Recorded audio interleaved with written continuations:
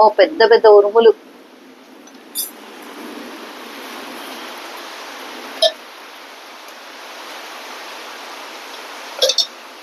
నిజామాబాద్ లో ఇప్పుడు విపరీతంగా పడుతుంది వర్షం.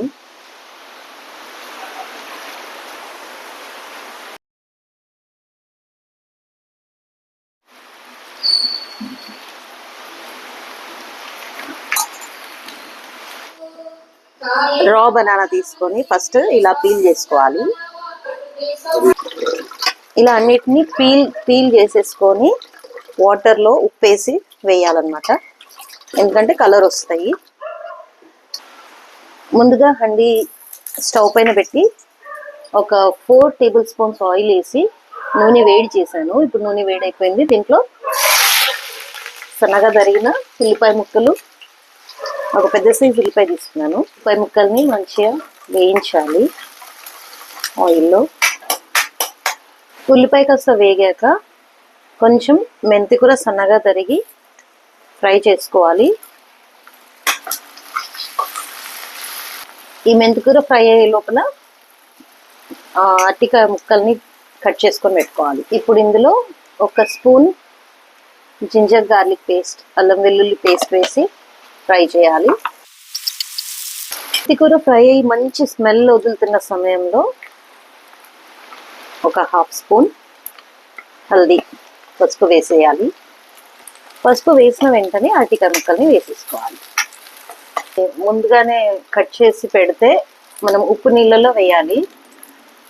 నేను నీళ్ళలో వేయడం ఇష్టం లేక అంటే డైరెక్ట్గా ఇందులోనే కట్ చేసి వేస్తున్నాను.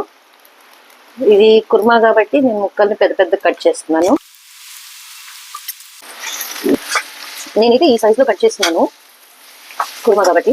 మీరు మీ ఇష్టం, ఇంకా ఈ సైజులో అయినా కట్ చేసుకోవచ్చు మీ ఇష్ట ప్రకారం. అయితే నేను ఇక్కడ పీల్ కూడా పైన లేయర్ మాత్రమే తీసాను, మొత్తం తీయలేదు. ఎందుకంటే ఈ లోపల ఉన్న లేయర్లో కూడా మంచి న్యూట్రియంట్స్ ఉంటాయి.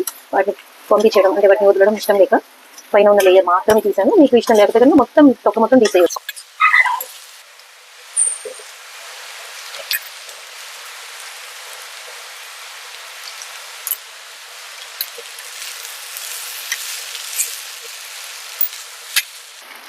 ఇక్కడ 6 అరటికాయలని తీసుకున్నాను.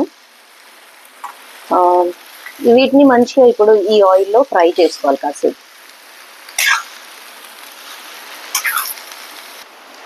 ఇప్పుడు నాకు టైం తక్కువ ఉంది కాబట్టి నేను లిడ్ పెట్టేసి ఫ్రై చేస్తున్నాను.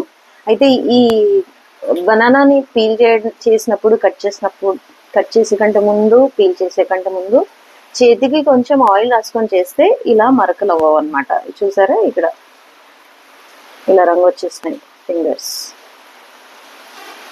బనానా కుర్మా కదా, దీనికి కావాల్సిన మసాలా ఏంటంటే కొంచెం కొబ్బరి పొడి, కొంచెం గరం మసాలా పొడి.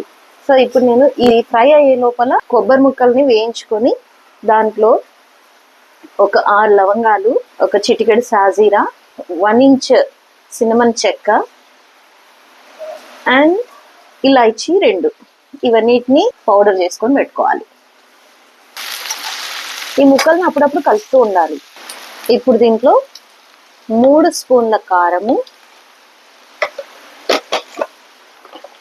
2 స్పూన్ల ఉప్పు తర్వాత చూసుకొని మళ్ళీ వేసుకోవచ్చు.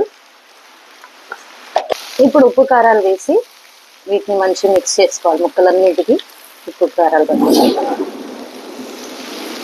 అండ్ ఈ స్టేజ్లో మనం ఎక్కువగా అంటే ఉప్పు కారాలు వేసాక పొడిగా ఉంది కాబట్టి ఎక్కువసేపు స్టవ్ పైన పెడితే కారం ఘాటులు ఇస్తుంది, అలాగే నల్లబడిపోయి కర్రీ కూడా నల్లబడుతుంది. కాబట్టి ఇప్పుడు మనం కొన్ని వాటర్ యాడ్ చేసుకోవాలి. అయితే వాటర్ యాడ్ చేసుకునే ముందు నేను ఇక్కడ కొబ్బరి పొడి కూడా వేసేస్తాను. ఇందులో కొబ్బరి పొడి వేసేస్తున్నాను. చెప్పాను కదా, ఈ కొబ్బరిలోనే గరం మసాలాలు కూడా వేసి గ్రైండ్ చేసిన పొడి ఇది. ఇప్పుడు దీన్ని బాగా కలిపేయాలి.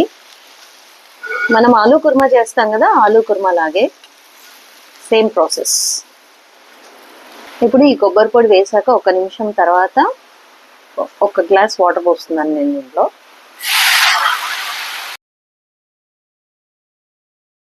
ఇది 1/2 లీటర్ పెరుగు, క్రీమ్ ఇది.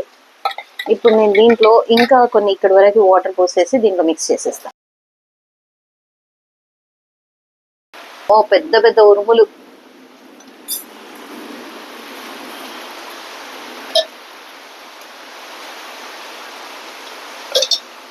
నిజామాబాద్ లో ఇప్పుడు విపరీతంగా పడుతుంది వర్షం.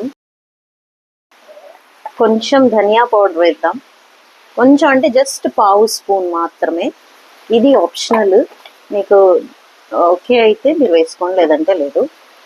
ఇందులో ఇంకొక చిన్న ఇంగ్రీడియంట్ ఏంటంటే మనకి మార్కెట్లో దొరికే చికెన్ మసాలా. ఇది కూడా ఆప్షనల్. నేను కొంచెం ఎక్స్ట్రా ఫ్లేవర్ కోసం చాలా తక్కువ, పావు స్పూన్ కంటే కూడా చాలా తక్కువ, అంటే ఆల్మోస్ట్ ఇది చిటికెడు ఉంటుంది. దీన్ని కలిపేసి ఫుల్ ఫ్లేమ్లో ఉడికించాలి కాసేపు. ఇందులోనే ఇప్పుడు నేను కొంచెం పుదీనా వేస్తున్నాను.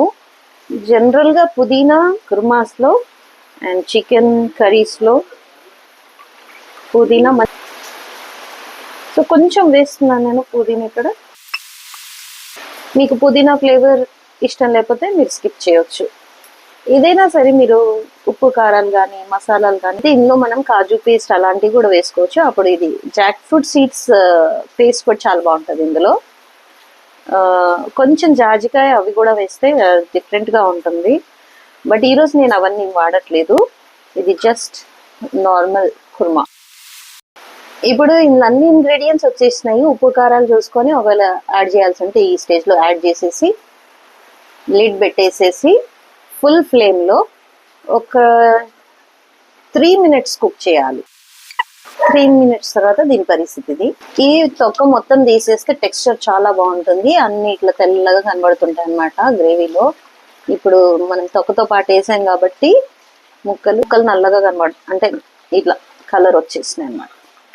ఇప్పుడు ఇది ఆల్మోస్ట్ రెడీ ఉంది. లాస్ట్ టచ్అప్ ఏంటంటే ఒక సీక్రెట్ ఇంగ్రీడియంట్, ఒక స్పూన్ ఘీ వేస్తున్నాను. ఆల్మోస్ట్ ఉడికిపోయింది. ఈ వేడికి ఇంకా మిగిలింది ఉడికిపోద్ది, కాబట్టి ఈ స్టేజ్లో మనం స్టవ్ ఆపేయచ్చు. ఆపేసే ముందు లాస్ట్గా ఈ కర్రీలో మనం కొత్తిమీర చల్లేసి స్టవ్ ఆఫ్ చేసేయచ్చు.